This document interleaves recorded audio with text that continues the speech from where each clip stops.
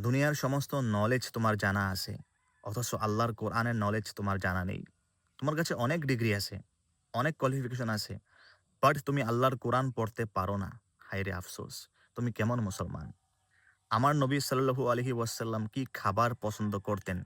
উনি কি খাবার অপছন্দ করতেন? উনি বাথরুমে যাওয়ার আগে কি দোয়া পড়তেন? উনি খাবার খাওয়ার আগে কি দোয়া পড়তেন?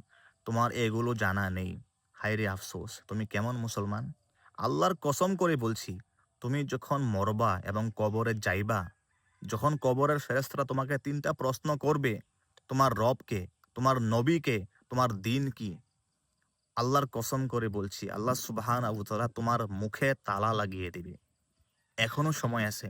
ভালো মানুষ হয়ে যাও এবং আল্লাহ সুবহানাহু ওয়া তাআলার আল কোরআনের শিক্ষা অর্জন করো। তাহলে তুমি দেখবে তুমি দুনিয়াতে সফল এবং ওই ভয়ংকর হাসরের ময়দানেও তুমি সফল হয়ে যাবা ইনশাআল্লাহ।